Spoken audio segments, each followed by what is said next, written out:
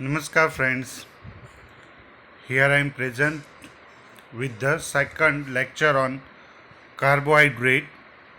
Today we will understand what is monosaccharide and its property and its classification.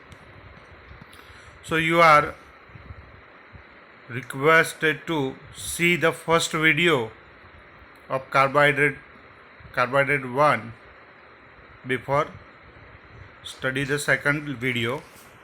So this is the lecture on carbohydrate. Today we will discuss monosaccharides and its properties, classification and functions. So we know the definition of carbohydrate: carbo and hydrate, hydrates of carbon which contain at least one ketone group or aldehyde group. The carbohydrates are also known as polyhydroxyketone and polyhydroxyaldehyde. Carbohydrates are rich and abundant organic material on the earth. Carbohydrate product produced after photosynthesis. Carbohydrate is required for the energy synthesis, for metabolic activity, and act as a precursor in many biological mechanisms that we all know and already discussed in the first lecture. In classification, we have seen that the saccharides are three types: mono, oligo and poly. Today we discuss monosaccharides. As we know the definition of monosaccharide, mono means a single and saccharide means sugar, only single sugar, which cannot be further hydrolyzed, जिसका आगे कुछ भी degradation hydrolysis से नहीं हो सकता, तो उसको बोलेंगे monosaccharide. Monosaccharides often called simple sugar. They are compound which possess a free ketone or aldehyde group and two or more hydroxyl group. We know that the simplest and smallest monosaccharide having the 3 carbon. So there may be there should be a 3 carbon. They are in fact the simplest sugar cannot be hydrolyzed into smaller units. तो आगे इसका degradation नहीं होगा, hydrolysis नहीं होगा. Their general formula is CnH2ON, मतलब जितने carbon होंगे उतने अमाउंट में वाटर मॉलिक्यूल होंगे, और CnH2nON, that means the number of carbon equivalent to number of oxygen and double amount of the hydrogen. That ratio is maintained. Classification: monosaccharide may be subdivided into two categories based on the number of carbon and based on the number of presence of functional group. So on the base of carbon number, 3 carbon possessing monosaccharide is known as triose, 4 carbon tetrose, 5 carbon pentose, 6 carbon hexose and 7 carbon heptose. So this depending upon the number of carbon they possess and based on presence of functional group, aldoses and ketoses. Aldoses contain aldehyde group and ketoses contain ketone group. In aldoses, the CHO aldehyde group is always on the first carbon, and in ketoses, ketone is always on the second position, C double bond O. So you have to remember. We already see the examples. Now you have to remember one example of each one. Triose C3H6O3, aldo, that is a glycerose, or we can say glycerine, and dihydroxyacetone phosphate. Do you know that where these two sugars are produced? So we know very well the glycolytic pathway.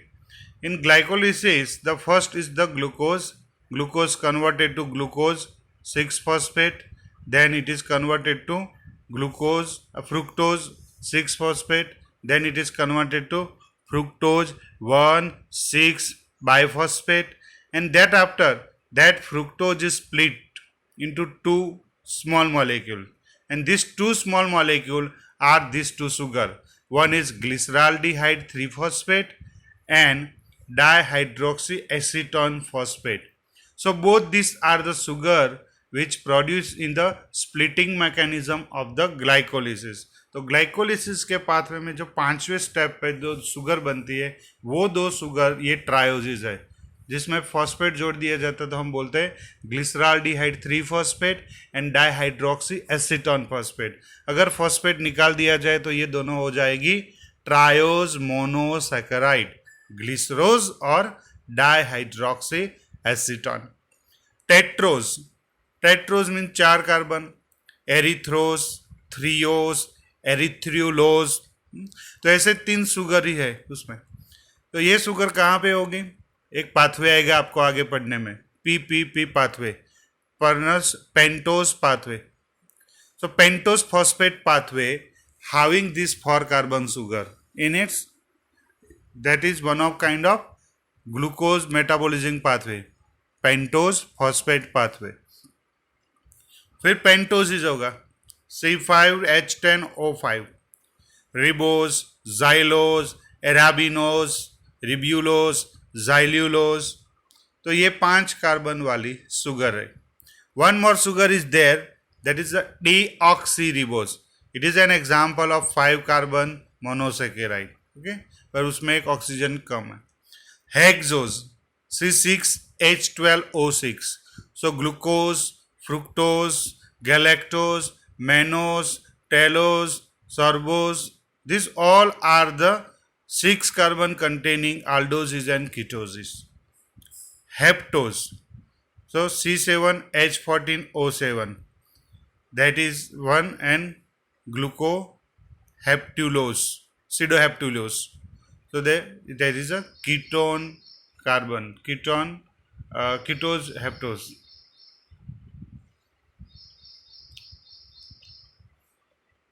What is the rule for monosaccharide? How can you identify this is aldoses or ketosis? आपको पता कैसे चलेगा कि ये sugar aldose है या ketose है? So there is a suffix जिसके पीछे ओएसिस लिखा होगा, ग्लूकोज, रिबोज, जाइलोज. तो ओ ऐसी होगा तो that is a aldose sugar. And suffix ulose, ribulose, xylulose, sedoheptulose. तो उसके पीछे से आपको पता चलेगा the sugar is ketoses. Sometimes the distincting naming between aldoses ketoses is maintain. सो ओएजिस किसके पीछे होगा? किसी के पीछे यूलोज होगा. Glucose is hexose and fructose is hexulose. पता चला? ग्लूकोज हेक्सोज और कीटोज है, और फ्रुक्टोज हेक्सोज और aldose है, कीटोज है. तो फ्रुक्टोलियोज, और ग्लूकोज aldoses है, तो ओएसिस उसके पीछे है. Few ketoses are named otherwise such as fructose are the fruit are good source of this sugar. Okay, so some name of the sugar are named on some other mechanism. जैसे fruit में से जो sugar हमको मिलती थी तो उसका नाम लगा दिया फ्रुक्टोज. सो फ्रुक्टस मीन्स फ्रूट, और फ्रूट्स में से जो शुगर मिलती है वो फ्रुक्टोज है.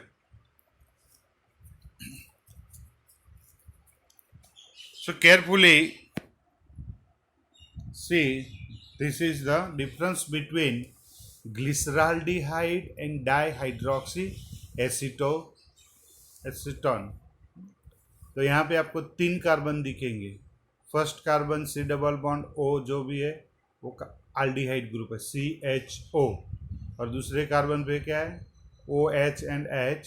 तीसरे कार्बन पे CHHOH.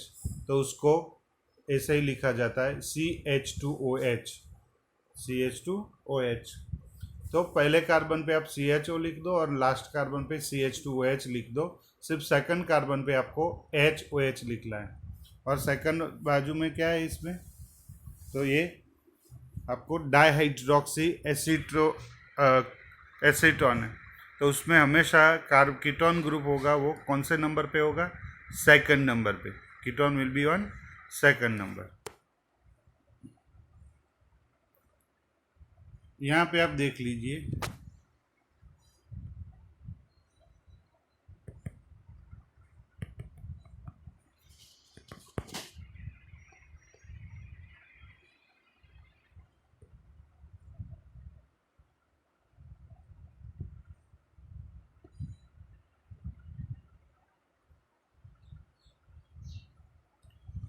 तो फिर से ये ग्लूकोज और फ्रुक्टोज में क्या डिफरेंस है? तो first carbon is aldehyde and second carbon is ketone. So that is the one difference. And always last जो भी है उसमें क्या लिखा होगा? CH2OH. You count the number of carbon 1 2 3 4 5 6. तो ऐसे 6 कार्बन आपके स्क्रीन पे दिख रहे हैं, वही 6 कार्बन यहाँ पे. तो ये डिफरेंस है. दूसरा रहा presence of OH group.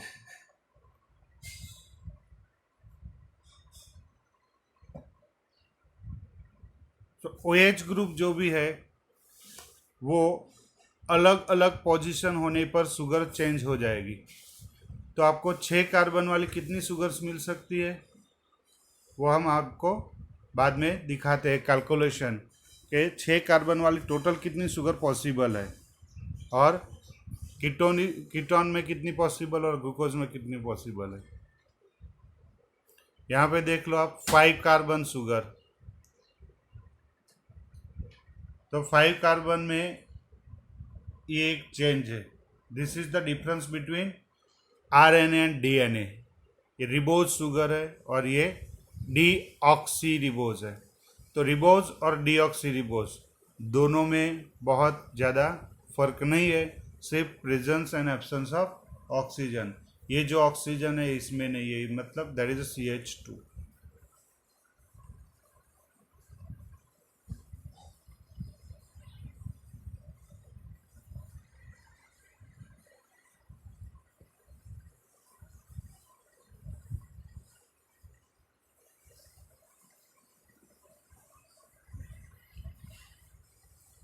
Now see the all the example of aldose sugar. तो सबसे छोटी जो aldose sugar हो है 3 कार्बन वाली. देखो 1 2 3 कार्बन है यहाँ पे.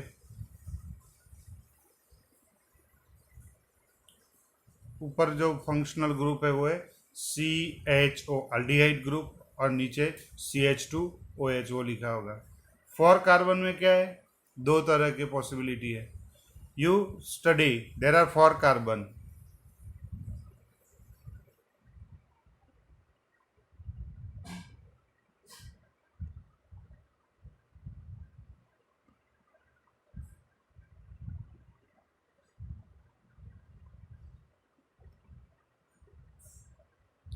तो आपको यहाँ देखने कार्बन कितने हैं? टोटल 4. 1 2 3 4. यहाँ पर भी 4 कार्बन है. एक दो दूसरा फर्क क्या है इसमें?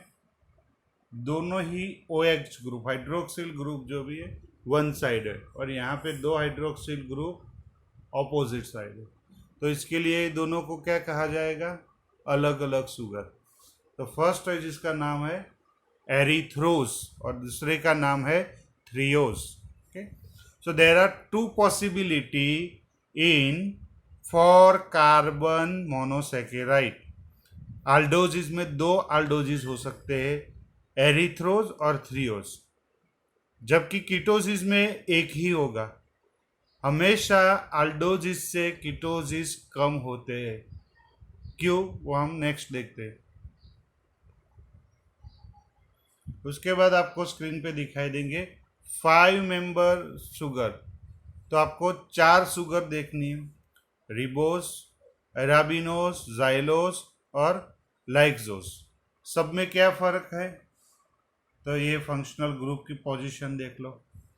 OH यहाँ पे 1 है, यहाँ सेकंड नंबर पे है और यहाँ पे दोनों ही है. और इसके अलावा आप जितने भी 4 सोच रहे हो वो आइसोमर हो जाएंगे, डेक्स्ट्रो और लिवो. जिसी को बदल दिया जाएगा तो कोई डेक्स्ट्रो होगा या लिवो होगा. तो आपको जो 4 दिख रहे हैं उसके 4 और भी रूप है जिसको हम बोलेंगे डेक्स्ट्रो और levo form. So this is the simple and common sugar ribose, arabinose and xylose. So xylose and arabinose, they are found normally in the plant. Ribose is found in a DNA, RNA. अब देख लो 6 carbon वाली कितनी sugar होती है? तो 6 carbon वाली सबसे जो कॉमन है उसमें फ़र्क क्या है? The difference is presence of OH group. OH group उसके थर्ड कार्बन पे वो लेफ्ट साइड है। तो आप जब भी ग्लूकोज लिखो सभी OH ग्रुप एक जगह पे नहीं लिखने। If you write down OH group on right side then it is known as the LOs। LOs आपको कैसे याद रहेगा? उसके ऑल ALL ऑल सारे के सारे OH ग्रुप एक साइड पे, so that's why it is LOs। Okay, फिर उसको चेंज करते हैं फर्स्ट कार्बन पे, सेकंड कार्बन वाला फर्स्ट ग्रुप OH तो ऑल्टर होता है, तो उसको हम बोलेंगे ऑल्ट्रोज। तो एलोज है और ऑल्ट्रोज है। यहाँ पे ग्लूकोज जब पहला और दूसरा अल्ट्रोज और ग्लूकोज मिल जाएंगे तो उसकी मैनर चेंज हो जाती है, उसको बोलेंगे मेनोज। यहाँ पे थर्ड कार्बन पे देख सकते हो third position OH, that is the glucose, that is the glucose. और जिसकी लास्ट में टेल पे पोजीशन है जिसको हम बोलेंगे टेलोस।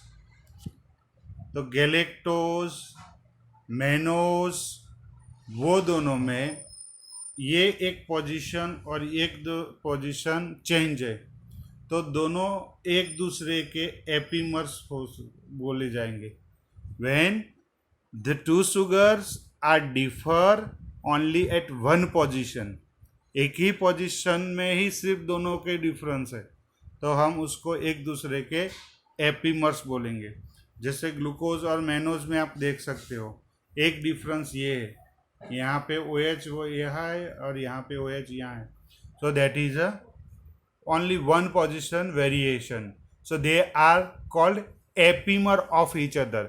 एक दूसरे के एक आइसोमर है। किस तरह के आइसोमर? एपीमर। अगर ग्लूकोज को मेनोज में कन्वर्ट करना है या मेनोज को ग्लूकोज में कन्वर्ट करना है तो जो मैकेनिज्म है उसको बोलेंगे epimerization. The mechanism is known as epimerization. Okay, glucose is converted to galactose and galactose is converted to glucose. जब भी हम दूध पीते हैं तो उसमें लैक्टोज होता है। लैक्टोज इज अ डाइसैकेराइड और उसमें 2 शुगर होती है, ग्लूकोज प्लस गैलेक्टोज। तो जो गैलेक्टोज है उसका एपीमराइजेशन होता है ग्लूकोज में, और इसकी वजह से ये हो सकता है। So have you got it? What is the possible monosaccharides in aldoses? हम कीटोसिस में सुनेंगे। So always the ketoses are less. Ketoses में ऐसा क्यों है? क्योंकि हमेशा कीटोसिस जो है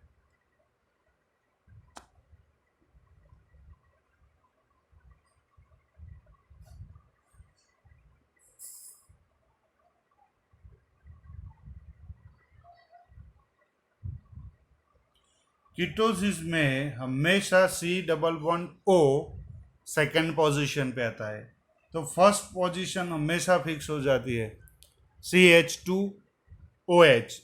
that means you will found only one type of 3 carbon containing sugar.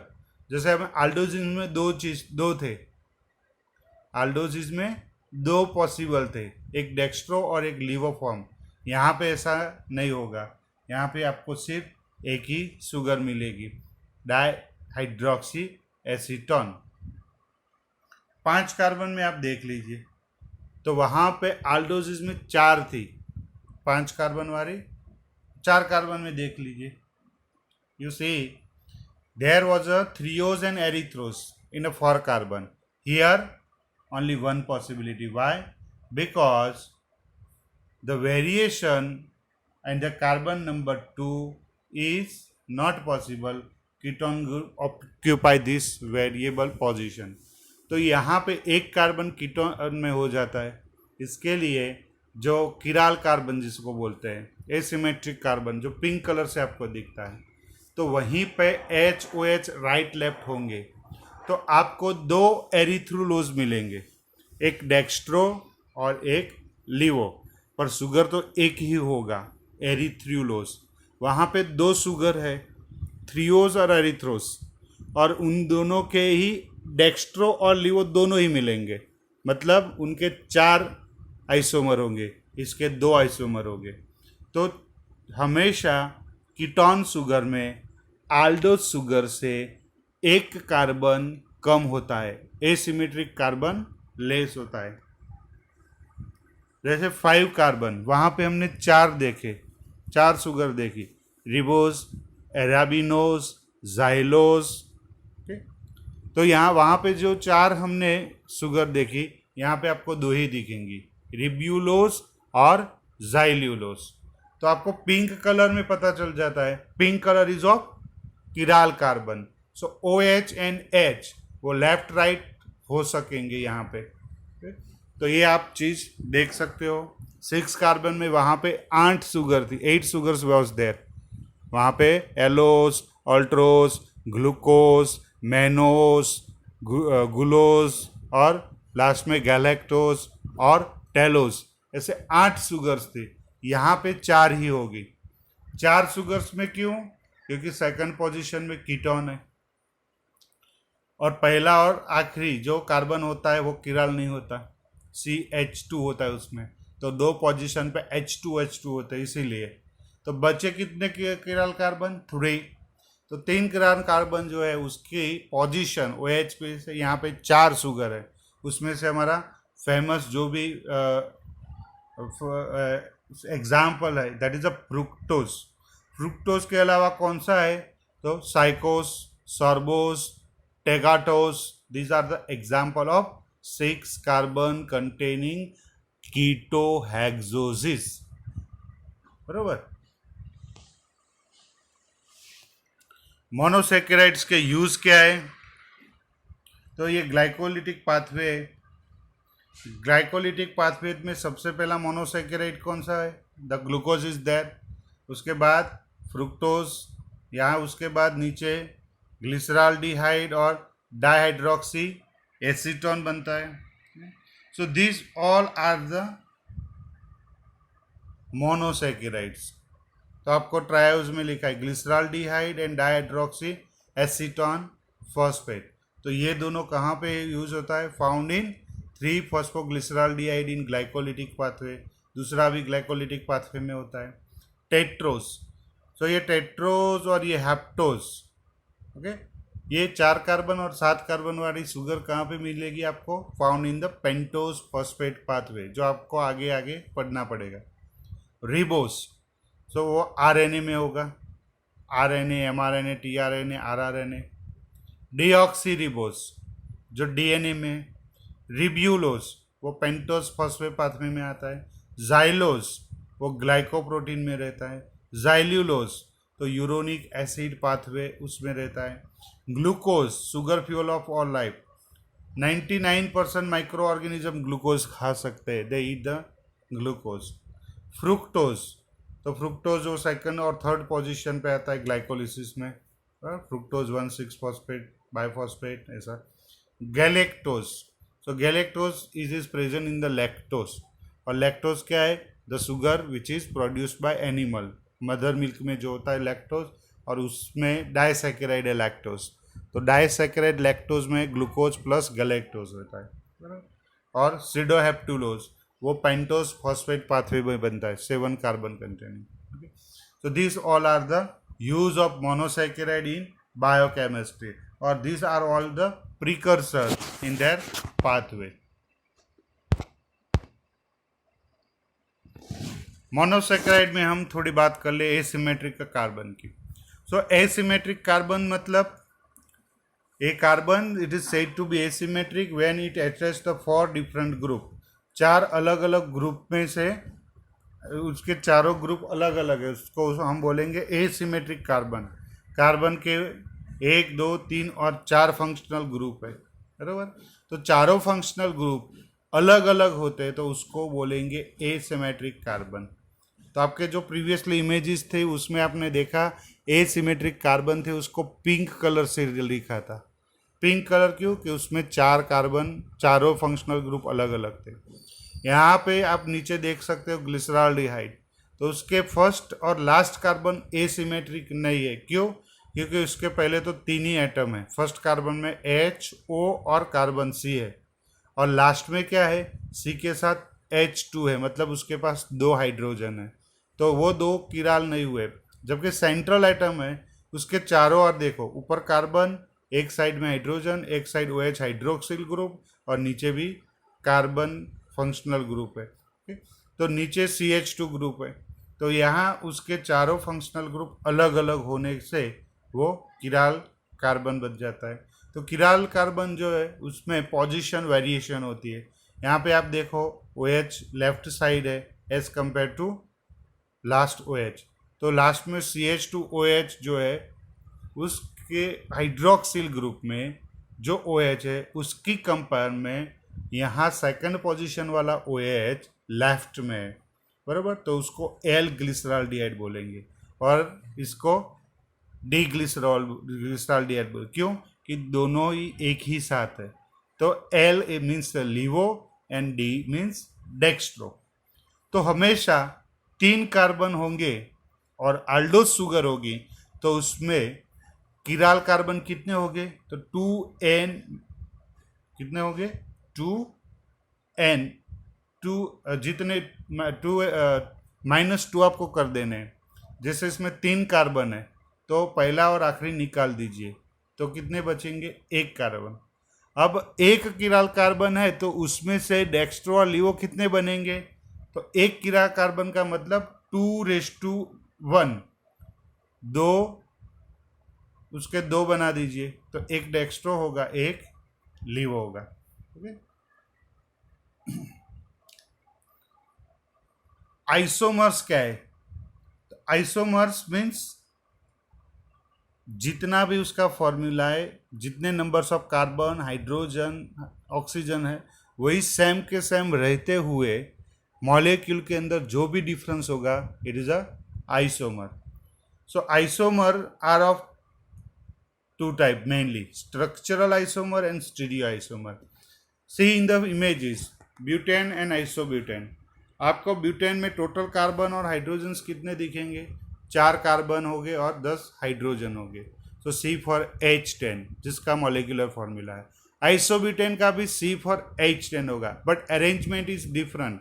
So when the molecular formula is the same but arrangement is different, so these 2 different molecules which have a same molecular formula, they are known as the isomer of each other. वो एक दूसरे के isomer होंगे। तो structural isomer को आपको पता चल गया है, ब्यूटेन और आइसोब्यूटेन। और दूसरा जो आइसोमर होता है वो स्टीरियो आइसोमर है। स्ट्रक्चर में भी पोजिशनल आइसोमर, फंक्शनल ग्रुप के प्रेजेंस के आइसोमर आपको केमिस्ट्री में सीखने हैं, वो वहाँ पे आप क्लियर हो जाएगा। स्टीरियो आइसोमर है, तो stereo means arrangement with reference to another group. So there are 2 type of stereo isomer, geometric and optical one. So you can see in the diagram the geometric isomer and optical isomer. Geometric isomer जो भी है उसमें आप देख लो 2 तरह के, cis and trans. Trans का मतलब है कि कोई एक फंक्शनल ग्रुप के रेफरेंस में, कोई कार्बन चेन के रेफरेंस में ऑपोजिट डायरेक्शन में है। तो ट्रांस आइसोमर में आप देख सकते हो कि दोनों ही जो डाइक्लोरोइथेन में दिखाया गया है, पिंक ग्रीन कलर के 2 मॉलिक्यूल जो OH ग्रुप है वो ऑपोजिट है, ऑक्सीजन ऑपोजिट में है, और डाइक्लोरो है तो डाइक्लोरिन है, तो यहाँ पे क्लोरीन मॉलिक्यूल है। तो दोनों ही ग्रीन क्लोरीन ऑपोजिट डायरेक्शन में, जब ऑपोजिट डायरेक्शन में हो एक्सिस के सामने, बराबर, तो उसको बोलेंगे ट्रांसपोजिशन। और दोनों ही एक ही साइड हो गए, एक एक्सिस जो होता है वर्टिकल, यहाँ पे कार्बन डबल बॉन्ड C है, तो उसके कंपेयर में आपको दिखेंगे दोनों ही ग्रीन क्लोराइड एक ही साइड है, तो उसको बोलेंगे सिस आइसोमर। और दूसरी तरफ ऑप्टिकल आइसोमर। ऑप्टिकल का मतलब होता है कांच, मिरर। तो मिरर इमेज बनेगी। जैसे ही आप अपनी सेल्फी लेते हो तो आपके पीछे 6 लिखा होगा, वो आपको 6 नहीं पढ़ा जाएगा। आपके पीछे कोई भी नेम जो सीधे अक्षरों में लिखा है, आप मिरर में उसका देखते हो तो उल्टा दिखाई देगा। तो जब मिरर के हिसाब से जो चीज़ हमारी राइट है वो मिरर में लेफ्ट दिखेगी. So that is the optical isomer. So here you can see two optical isomer. Okay, तो एक को आपको लीवो और दूसरे को डेक्स्ट्रो बोला जाएगा. उसके सिवा अगर रिंग स्ट्रक्चर है तो रिंग स्ट्रक्चर में आपको यहाँ पे OH जो प्लेन है, समतल है, उसके नीचे की साइड है, और यहाँ पे जो प्लेन है उसमें OH ग्रुप जो समतल है उसमें ऊपर की साइड है. तो उसको भी दो तरह के नाम दिए जाते हैं. One is alpha and beta isomer.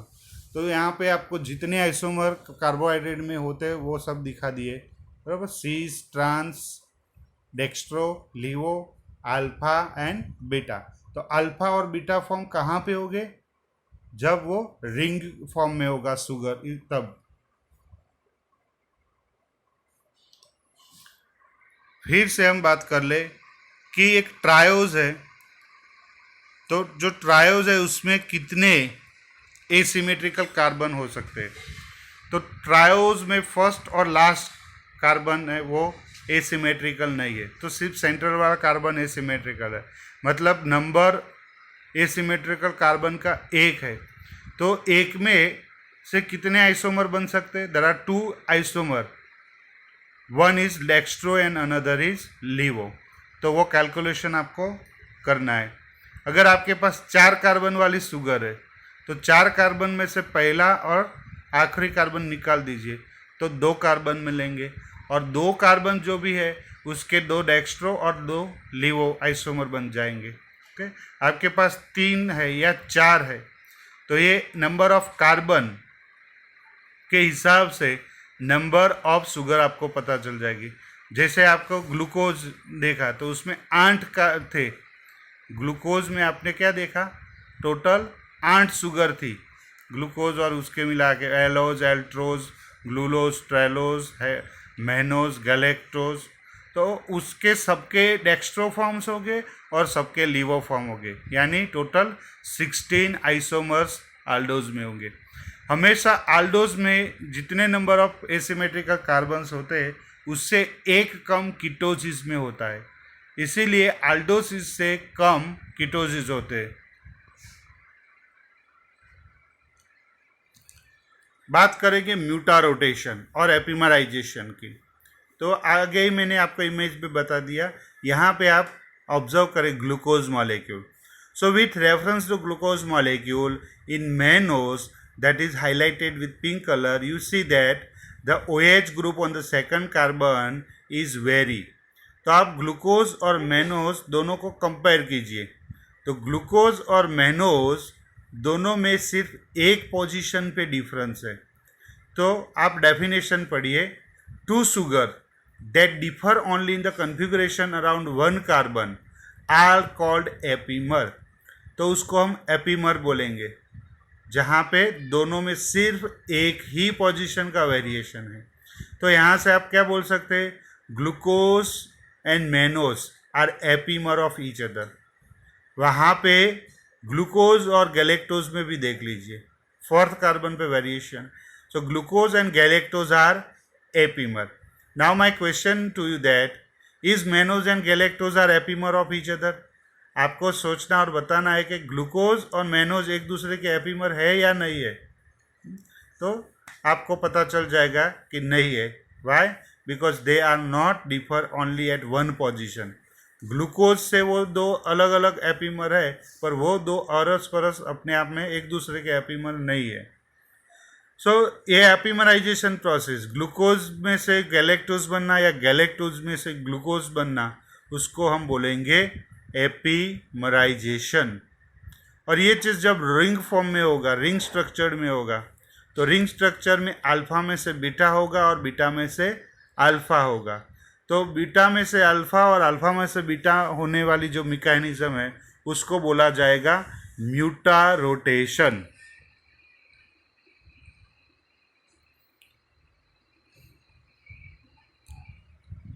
और लास्ट इन द सीरीज हम लास्ट में जो देख लेते हैं क्या है. So glucose what we represent, glucose का हम जैसे फॉर्मूला लिखते हैं C6H12O6. So we are writing the C6H12O6, it is the molecular formula. उसको जरा बाइफरगेट कर ले तो ऐसे भी लिखा जाता है CHOCHOH 4 times and CH2OH. This mechanism of writing is known as the fitting-bears formula. तो फिटिंग-बेयर फार्मूला में आपको थोड़ा एक्सप्लोर हो जाता है कि एग्जैक्टली C6H12O6 फ्रुक्टोज है या ग्लूकोज है, या आल्डोज है या कीटोज है. आपको उसमें कीटोन वो आल्डिहाइड या कीटोन फंक्शनल ग्रुप लिखा रहेगा. उससे भी आगे एक्सप्लोर कर सकता है, जिसको हम बॉन, जैसे हमारी हड्डी पसली होती है ना, उसी तरह के ये बैकबोन्स में लिखा होता है. तो जिसको फिशर प्रोजेक्शन फार्मूला बोला जाता है. Fisher projection formula where the position of hydroxyl group is very well mention. तो ये जो फार्मूला है फिशर प्रोजेक्शन, वो ग्लूकोज का लिखा है. तो वो आप 16 तरह की लीवो और डेक्स्ट्रो वो ये फार्मूला से पता कर सकते हो. पर अब जब भी ग्लूकोज वाटर में सॉल्युबल होगा तो वो ऐसे स्केलेटन फॉर्म में नहीं होगा. It will not look like a Fisher projection. हमेशा वो एक साइक्लिक कंपाउंड के तौर पे रहते हैं. तो ये साइक्लिक कंपाउंड जिसको हम बोलते हैं रिंग फॉर्म. तो ग्लूकोज का रिंग फॉर्म कैसे बनता है आप नीचे देख सकते हो. एक रिंग फॉर्म बना है. तो रिंग फॉर्म में कार्बन की पोजीशन इंपॉर्टेंट है.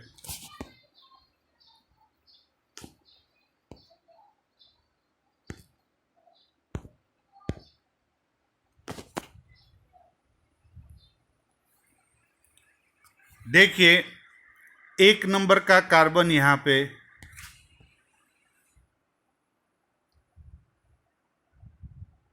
ये 1 नंबर का कार्बन है जो फर्स्ट कार्बन था CHO. तो वो यही CHO ग्रुप है एल्डिहाइड.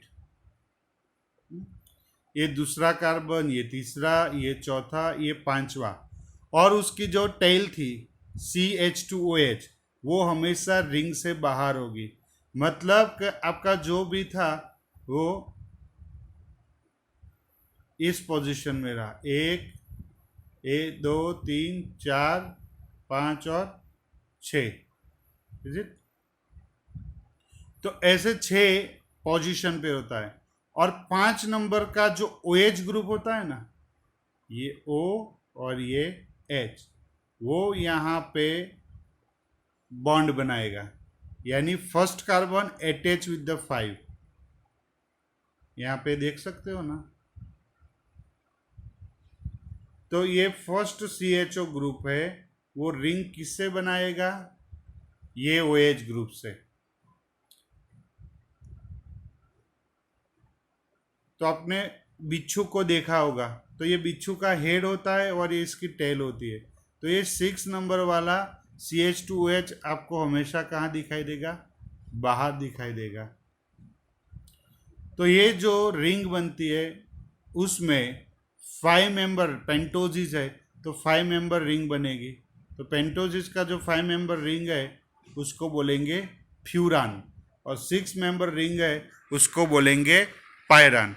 तो फ्यूरानोस एंड पायरानोस, उस तरह से सुगर्स के नॉमेनक्लेचर होंगे.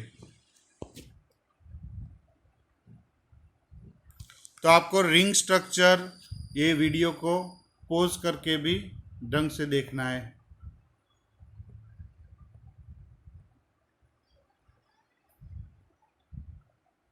तो ग्लूकोपायरानोस बोलेंगे, ग्लूकोज का रिंग स्ट्रक्चर है. और फ्रुक्टोज का जो रिंग स्ट्रक्चर है, तो वहाँ पे functional group ketone second position में रहता है. इसीलिए पहला और आखिरी कार्बन रिंग के बाहर होता है. और जो बॉन्ड बनता है वो 5 और 2 के बीच बनता है, जबकि ग्लूकोज में 5 और 1 के बीच बनता है. तो इसीलिए ये 5 मेंबर रिंग है, ये 6 मेंबर रिंग है. तो 5 मेंबर रिंग को हम बोलेंगे फ्यूरान और फ्यूरानोस, और 6 मेंबर रिंग को हम बोलेंगे पायरान और पायरानोस. ओके. तो यहाँ पे कार्बन 6 ही है, पर रिंग क्या की बनेगी, 5 मेंबर रिंग बनेगी, यहाँ पे 6. तो ये हमेशा एक डिफरेंस रहता है किस में, aldoses और कीटोसिस में। दूसरी चीज, अल्फा और बीटा में क्या फर्क है? जो प्लेन है उसके नीचे ये एक समतल है, so below the plane the presence of OH group it is a alpha form, और ऑपोजिट हो जाएगा तो उसको बोलेंगे बीटा ग्रुप। तो यहाँ पे आप देख सकते हो OH ग्रुप ऊपर है, तो ये बीटा फॉर्म है। So conversion of alpha to beta, यहाँ पे आप नाम पढ़िए, alpha D glucopyranose, beta D glucopyranose. तो ऊपर और नीचे होने से जो पोजीशन चेंज होती है उसको हम बोलते हैं म्यूटा रोटेशन, उसको हम बोलते हैं म्यूटा rotation.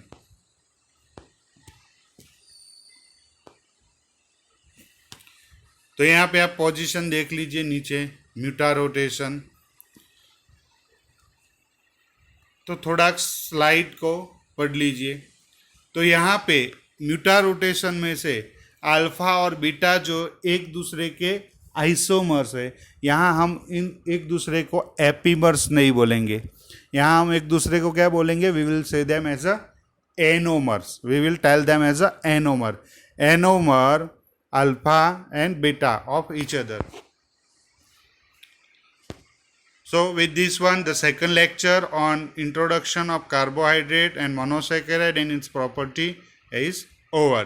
We will see disaccharide in my next lecture. Thank you very much.